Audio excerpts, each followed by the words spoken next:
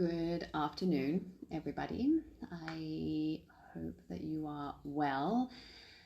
Thank you for joining, whether you are catching me live or on the replay. If you are watching this on the replay, I would love to know, so comment below. I'd love to hear what your takeaways are as well from this. So my name is Rachel. I'm a manifestation and abundance mindset coach for women.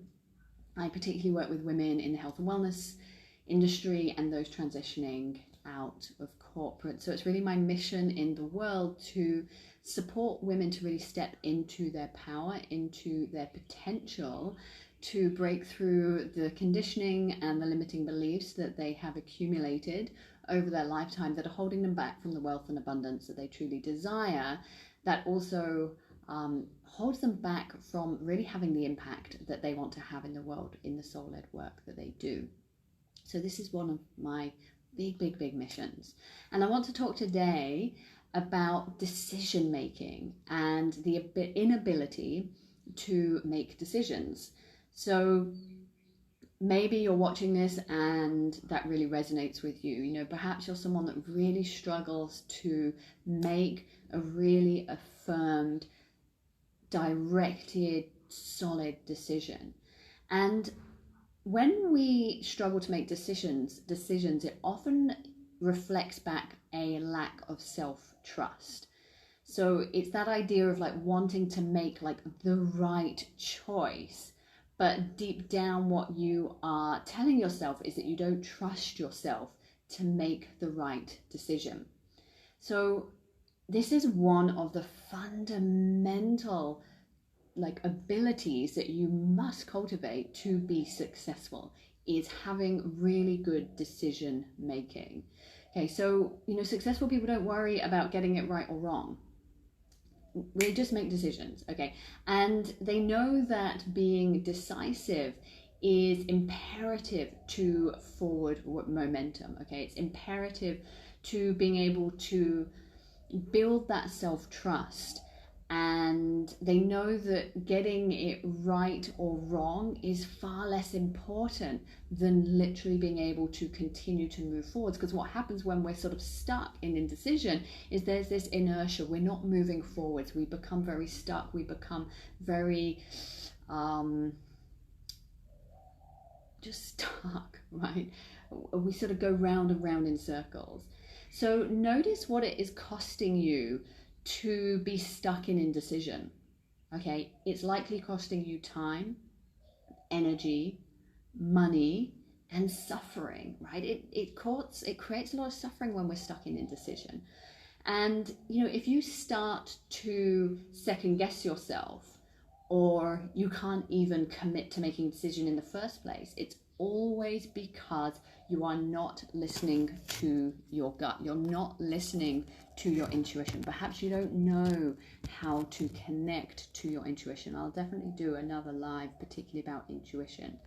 Okay, so when we are not able to do that, when we struggle to make a decision, when we flip-flop between decisions, when we end up in place of inertia, it resonates through as a lack of self-trust. Okay, so you're letting fear take over instead of getting to an empowered yes or no decision. Okay, and this is so vital. It's so vital to be able to know when you want to say yes and know when you want to say no, and really take ownership over those decisions.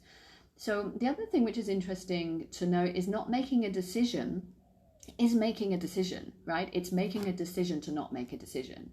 And I did a live a few days ago about commitment, where saying that there isn't such thing as being non-committal, because whatever it is you're doing, you're committing to it, whether that is alcoholism, whether that's drugs, whether that's being poor, whether that's being victimized, like you are committing to that. Okay, and it's the same thing really, is that if you're unable to make a decision, well, that's your decision. You're deciding to stay in that place and that space.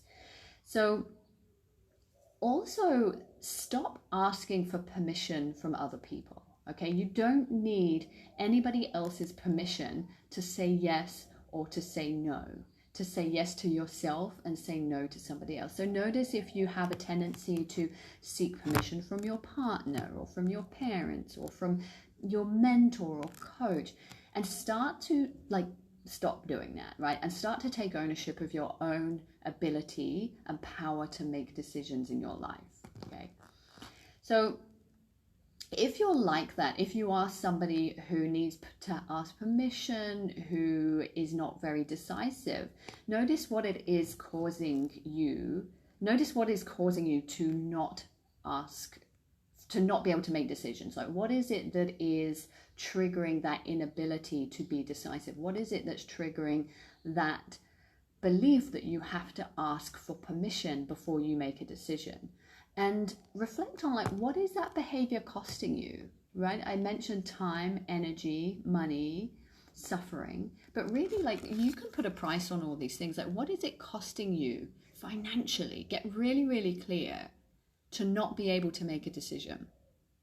What is it costing you time-wise? How much time do you waste flip-flopping between decisions or going around and around in circles in this kind of confusion, inertia, like inability to decide? Because you'll actually notice there's a real tangible effect and impact to not making decisions and feeling as though you have to ask permission before you do anything. Awesome. So if you are ready to make a big decision and really like up level and take your life to the next level, to really take your mindset more seriously, to bust through those limiting beliefs and conditioning that we've all accumulated from our past, then send me a message. I've got my 6-week program starting in mid-October, where we will be going on a really deep dive into subconscious patterning, into conditioning, into the laws of manifestation and abundance, so that you can align your life with what you truly desire. And this will be a roadmap that you can take yourself through again and again and again and again.